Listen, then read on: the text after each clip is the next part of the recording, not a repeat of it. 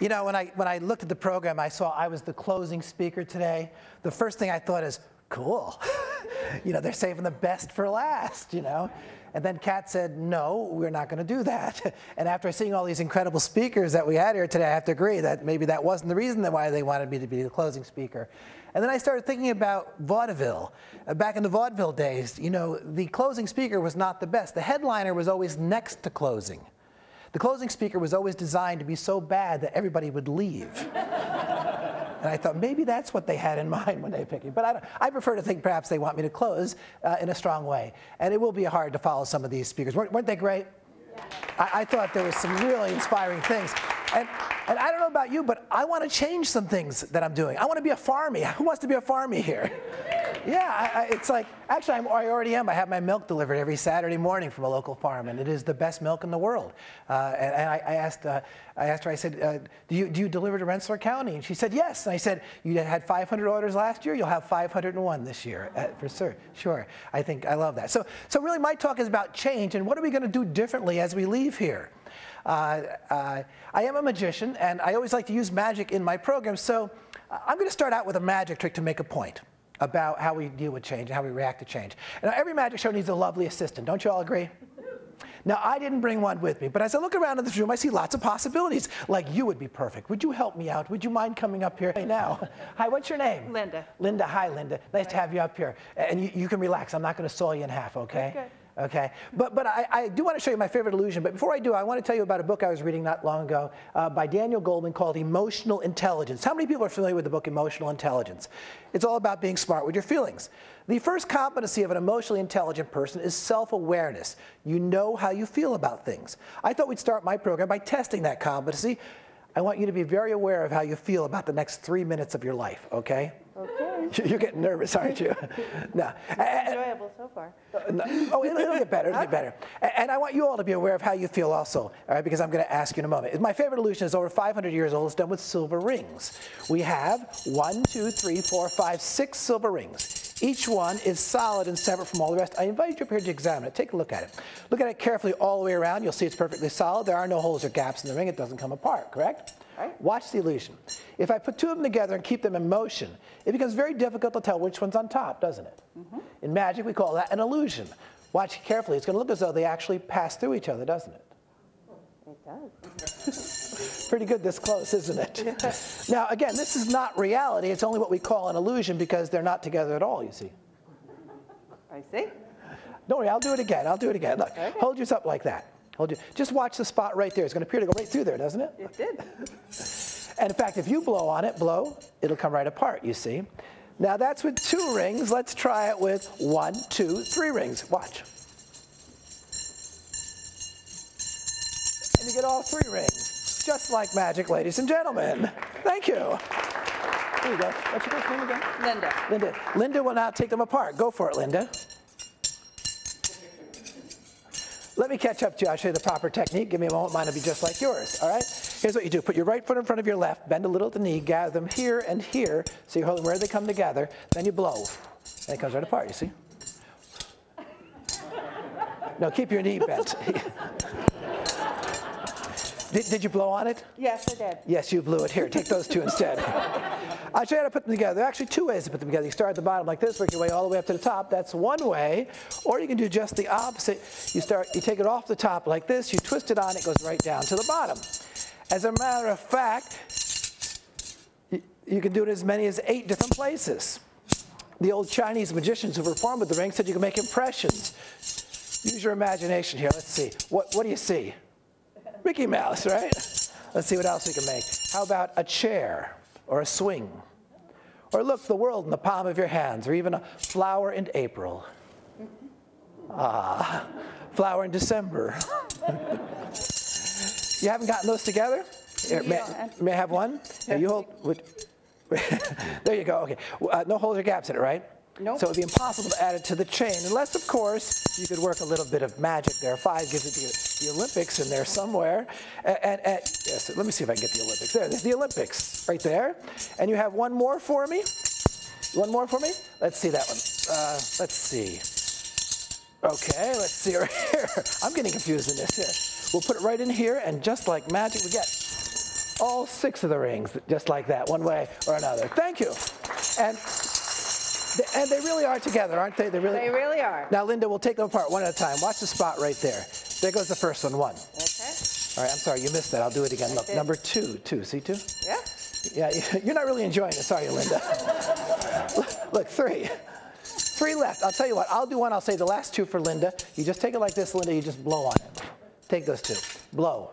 Take them apart. She did it. Give Linda a nice round of applause. Thank you, Linda. Thank you. Well, that was fun, but let's see how you did on my test of the first competency of an emotionally intelligent person. That is self-awareness. You know how you feel about things. Linda, how did that make you feel? Slightly embarrassed, but. Slightly embarrassed. Well, that's an interesting answer. The last woman I had help me out, I said, how did it make you feel? She said, it made me feel stupid. Not the primary emotional response I try to evoke when I do magic. I actually prefer wonder and amazement. And did anybody experience any wonder and amazement out there? Thank you very much. This is what I'm going for. This is what I'm aiming for when I perform. But I don't always get it. I've been performing magic since I was 8 years old. And one of the really fun things about being a magician is watching the different reactions from people to the same trick. Because there could be a wide range of reactions, where one person's sitting there with a look of wonder and amazement on their face. Right next to them could be sitting someone who's looking very frustrated because they can't figure out the trick. In fact, I once plotted on a graph on how people react to magic, and this is what I came up with. Like I said, you've got some people with a sense of wonder. And then I see the people who are just curious. Maybe that describes you. And then in every audience, I see the skeptic. Oh, they know there's a trick involved, and they're looking for it. And then I see the frustrated person. They know there's a trick, they're looking for it, they can't find it. It drives them crazy. You know how you spot the frustrated people? Body language. They sit with the arms crossed. I see you, ma'am, right there. I see you. How's he doing that? And then I get people who actually get angry at me when I show them magic, because I won't tell them how I did it. And they get so upset with me. And on rare occasions, I run into somebody who's actually afraid of me when I show them a magic trick. Now, that's usually a small child. But I want to tell you there are unbalanced adults in this world also, and I've run into them. Wonder, curiosity, skepticism, frustration, anger, fear, all different reactions to the same experience. The more I thought about it, the more I realized it wasn't linear. It was much more like this, kind of an expansion and contraction of your energy. When you're feeling a sense of wonder and curiosity, you're opening up to possibilities. When you're feeling frustration, anger, or fear, you're closing off. You're protecting something. And I'll tell you what it is. Everybody in this room, you have your view of reality, the way you look at the world. And if I come into your world, Linda, and start doing things with silver rings that doesn't fit in with your view, you have one of 2 choices. Either you expand your view of the world, you open up, incorporate the new information, or you start closing off, protecting your existing belief systems. See, I always knew when I was entertaining with magic that at least initially, half my audience was somewhere down there, feeling frustration, anger, even fear. And my job was to move them to a place of wonder and curiosity so they could explore and enjoy the experience. And I submit to you that anytime you are dealing with something in your life that you do not fully understand, it could be something as simple as a magic trick, but it could be something much more complex, like the uncertainty of change in your life. You are probably going to react in one of those ways. And the question I'd like you to think about today is, how can you, when you find yourself feeling frustration, anger, or fear, when you're facing uncertainty in your life, how can you move to a place of wonder and curiosity so you can stay positive through that experience? And that's really what I want to talk about. I'm actually going to give you one idea, one thing to think about. But first, we have to understand why people feel frustration. And I think, Patty's last talk about education, I think part of it, I'm going to point to our educational system, which emphasizes so much logical thinking at the expense of creative thinking.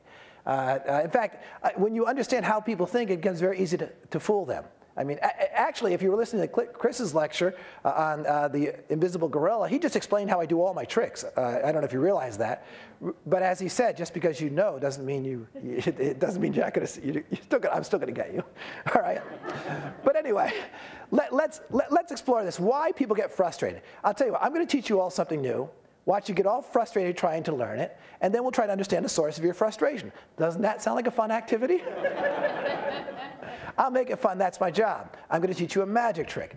Now, in order to teach you this magic trick, I just need a volunteer, a gentleman this time. I was looking at this gentleman right here. Would you be willing to come on up and help me out? We're going to teach everybody a magic trick, all right? Give him a nice hand as he comes on up here.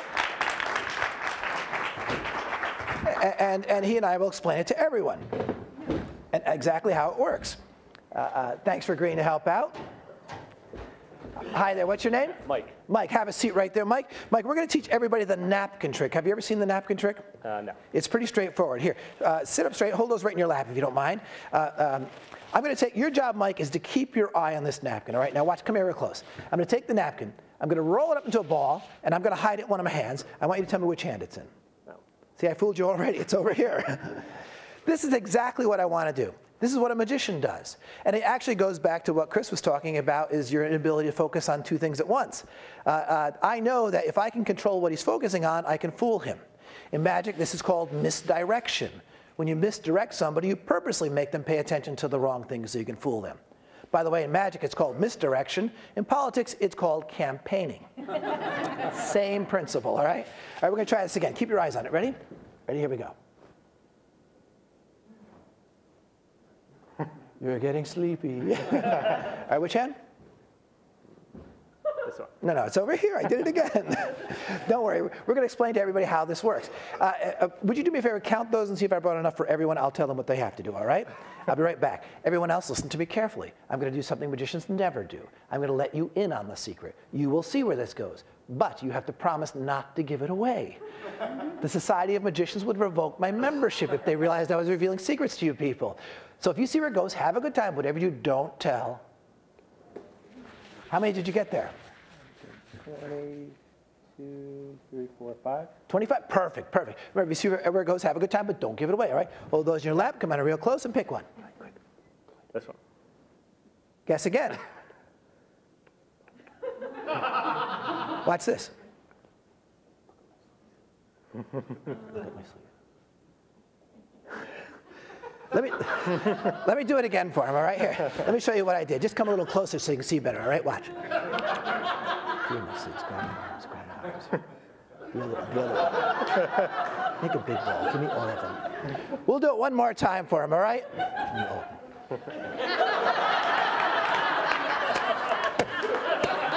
Is it Mike, is it?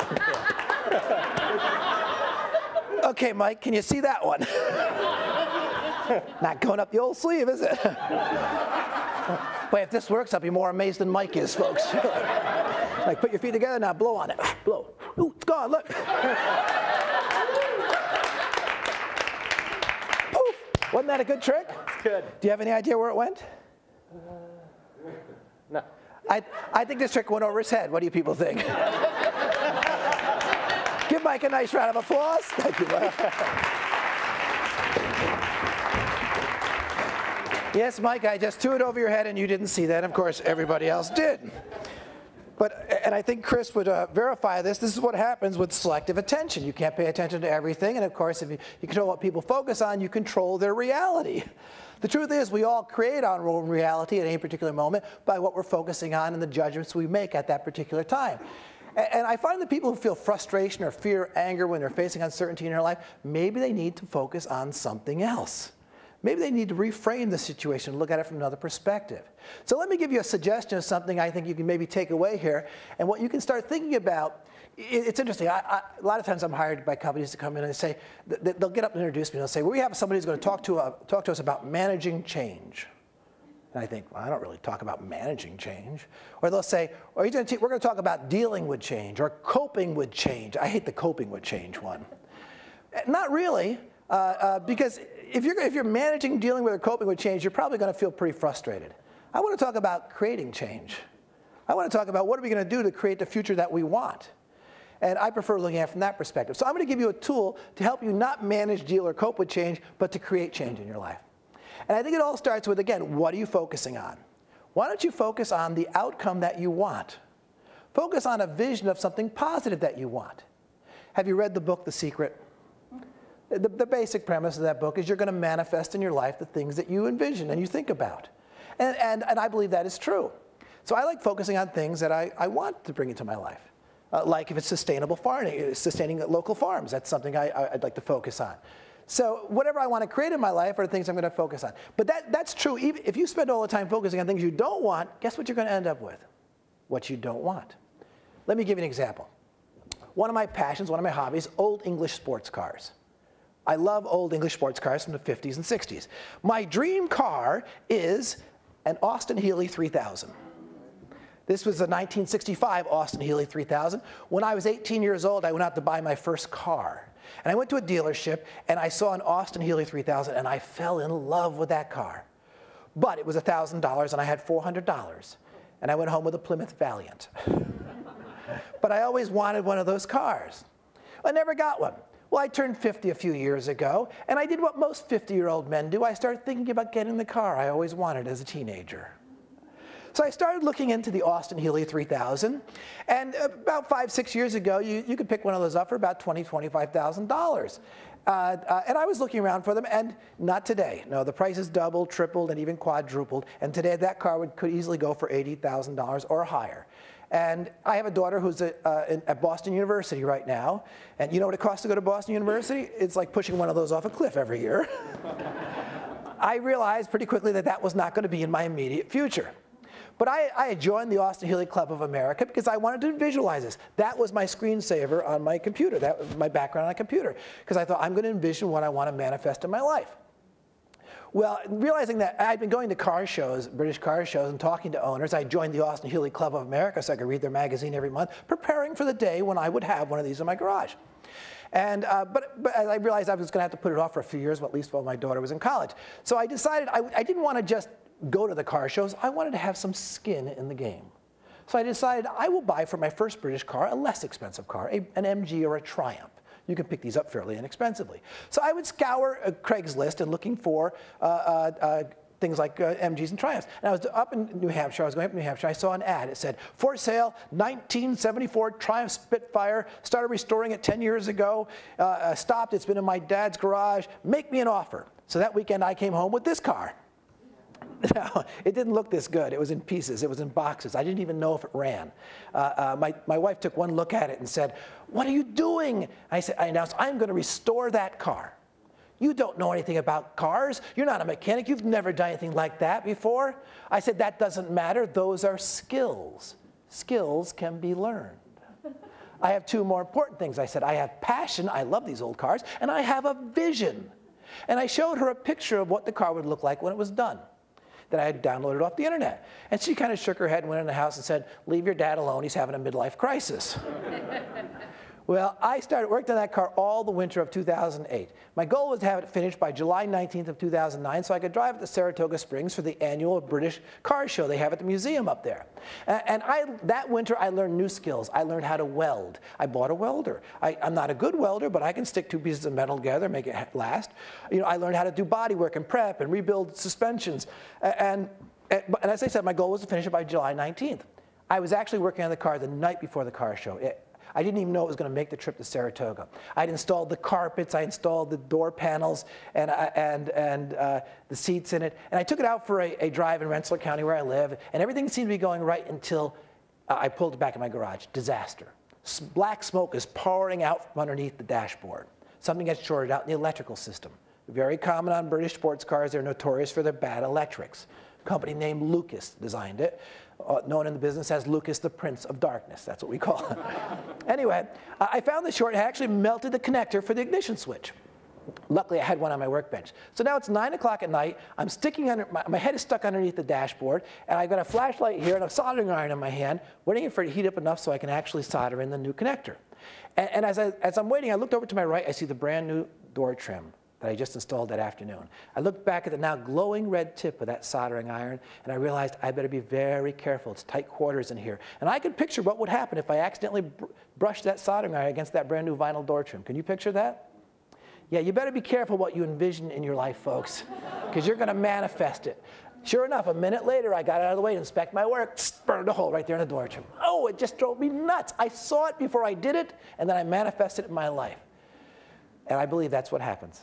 You know, well, I did finish that car, and I did drive it to Saratoga the next day. This is what the car looks like today. Pretty cool, huh? I know what you're thinking. Nice car. Too bad it's got that burn mark in the door trim. But I like that burn mark. In fact, I've learned to embrace that burn mark the same way we embraced stuttering earlier, right? You know why? Because that tells me it doesn't have to be perfect. If you wait for things to be perfect, you're never going to even start the journey. Have a vision and then see where it leads you. Doug Hall said that you have your current reality, you have your envisioned future. Significant creative energy is generated when you can see clearly where you are and where you want to be. When the distance between the two is clearly visible in your mind, a natural tension builds that can only be resolved by discovering and implementing new ideas. The key is to have that clear vision. Now, a lot of people have a vision and they never realize it because they haven't learned one of the secrets for making that vision manifest in their lives. And I'll close by sharing you how to do that with just another magic trick. I'm going to envision something, and I want you to see if you can figure out what I have. Watch.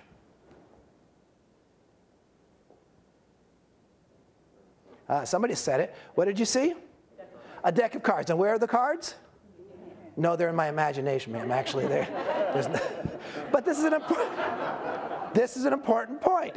If I'm the only one that sees the cards, it's not a vision, it's a hallucination. The thing that gave it power was the fact that you saw it also. Let's show you people how powerful it is. Can you all imagine the cards? Sir, you can see them, right? I'm going to toss them to you. I want you to catch them. Ready to catch. Do you have them? What's your name? Howie, do you mind just standing up? Give Howie a nice round of applause. Howie, we're going to do a card trick. Take the cards out of the box and shuffle them, if you would be so kind. Take them right out of the box and shuffle them. You already took it out of the box. No, I put them back in. They'd be all over the room if I... All right. Okay, all mixed up, Howie? Yeah. Okay, I thought you were chopping vegetables or something. Okay, all mixed up? The cards? Yeah. Okay, good. Spread them out. Pick anyone sitting nearby. Let someone pick a card. All right? Are you going to get her involved? What's your name? Rose, did you take a card? Can you see it? Yeah. See, Howie, we're not the only crazy ones. Rose, look at the card. Remember the card. Don't forget what it is, okay? In fact, show it to everybody. I won't even look. Go ahead. She's really doing it, too. All right, put it back on the rest Howie has, but turn it upside down. Howie, put them all in the box and throw them up here. Good, strong throw. Whoop, I've got them. Thank you both very much. You know, folks, everything in this world that's created is created not once. It's created twice. First, it's created in someone's imagination. They have the vision. Then it's created in the world. And we heard stories today about people with great vision and the things they were able to accomplish. And you know, they asked Michelangelo how he created the statue of David. Do you remember what he said? He said, I looked at the block of granite. I saw David in the rock. I just chipped away everything that wasn't David. That's how powerful it is. But there's a real secret. If you have a vision and you want it to come true, there's one more secret I want to share with you. You've got to share that vision with other people. Because one of the great universal truths in life is this. It is a shared vision that creates our realities in this world. And I'll prove it to you. A moment ago, you took out a card, didn't you? You looked at one, you saw one, you memorized one, right? For the first time, say aloud for all to hear, out of all the 52 cards in a deck, which one did you see in your imagination? Share your vision with all of us. The Queen of Hearts. Did you say Queen of Hearts? Are you sure? Then you showed that to others. Did anybody see the Queen of Hearts, just out of curiosity? Seriously, you're not just saying that? You really did see the... Well, that's what I thought of. See how freaky this is, folks? I'm telling you. You have a vision. You will find somebody who shares your vision. Everyone, picture the Queen of Hearts. When you put the Queen of Hearts back inside the deck, I said, turn it upside down. I know you just imagined that. But I believe if you have a vision, you get others to share in that vision, that creates the reality. Let's look at this deck of cards. I'll spread them out slowly. As I go through the deck, keep your eyes on it. If you spot one upside down, let me know, all right? Oh, look right there. And that is the only card upside down on the deck. Folks, wouldn't it be amazing if this card were the Queen of Hearts? Thank you. That's the power of a shared vision. This is really frustrating you, isn't it, Sarah? Relax, it's just a card trick, all right? It's a very good card trick, but it's just a card trick. Don't let the fact that I did a card trick overshadow the point I'm making. It is always a shared vision that creates our realities in this world. We hope you've inspired you today, and we hope now that you have a vision that you can go out and share with the world and experience the magic of change in the world. Thank you.